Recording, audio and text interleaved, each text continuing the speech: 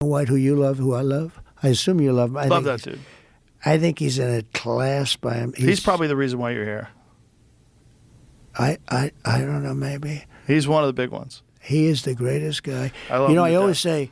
say, nobody's indispensable. Everybody can be replaced. Maybe you can't be. You might not be.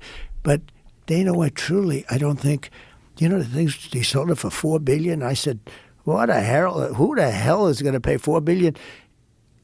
And they made like a great deal. I mean, it's because worth a lot of more him. than that now. Take him out, I think it's a whole different. No, ballgame, he's the best and he's promoter also of the all time. greatest guy. He spoke at the whole thing with I had just been shot, and he got up and he spoke so better than anybody.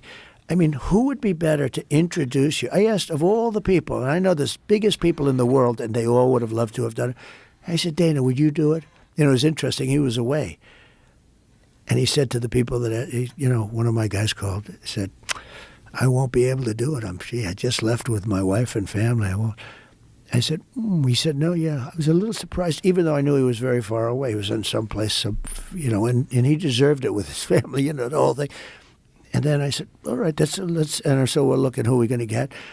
And all of a sudden she comes in, Sir Dana White just said he's going to do it, and he's coming back in tonight. He's taking it. The guy is just an incredible guy, and he's like a tough champion, but loyal. Yeah, he's got to be one of your favorite people. He's one of my favorite people. I love him to death. I've been friends with him for 23 years. I love him. So would you have, because what you're doing here is incredible. I mean, everybody tells me. All I noticed today, I'm going, you're on Joe Rogan today. People are telling me, I say, how the hell do you know that? But it's sort of, what you've done here is amazing.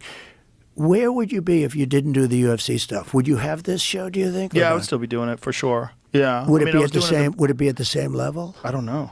But you would have. It's hard to know. I think one of the things that works for this show, I guess, is that I'm involved in so many different things. Stand-up comedy, UFC, and all the interests that I have that lead to the podcast. Will you always want to do First of all, you love UFC. I love it. Yeah. You love the fights. I mean, I watch you. You are loving it. They could pay you nothing. It'd be very. They didn't pay me anything for the first 13 shows. I did it for free because they were hemorrhaging money. And I became friends with Dana, and my position was, you're going to give me the best seat in the house. I get to sit cage side for the fights. I'll do it, and I wanted to help. I was like, I think these are the guys that we had always hoped for. In the early days of the sport, I started working for the company in 1997. I was before the UFC was purchased by Zuffa, which Dana worked for. Wow. So I was a part of the previous owners. And I only did it for a couple of years. It was just too much, and I was losing money. And it was banned from cable because of Budweiser and John McCain, and you could only get it on DirecTV. And then I came along and I gave him the sites. You did, and he loves you for that. And he never forgot it. He loves you for that. He talks about it all the time. Just to interrupt you for one second. So they couldn't get a site because it was too dangerous, and everybody was against it, and they couldn't get a license. And I gave him the first 2 or 3 sites. Yep. And they were great. And by the way, I went to the first fight. I said, I never saw anything like this. It was crazy. It was so good. Take the best fight you've ever seen. It was like that fight, right? It was so good that I gave it to him again, and all of a sudden it caught on. But when I wasn't in vogue, I've had time. You probably never had a time, but I had times when I wasn't exactly in vogue. Dana, they called him. He said, he's the greatest guy. There's nobody like him. He said, I'll never say anything bad about that guy because when I needed, because they were having a hard time at the beginning. They almost pulled the plug a couple of times, right?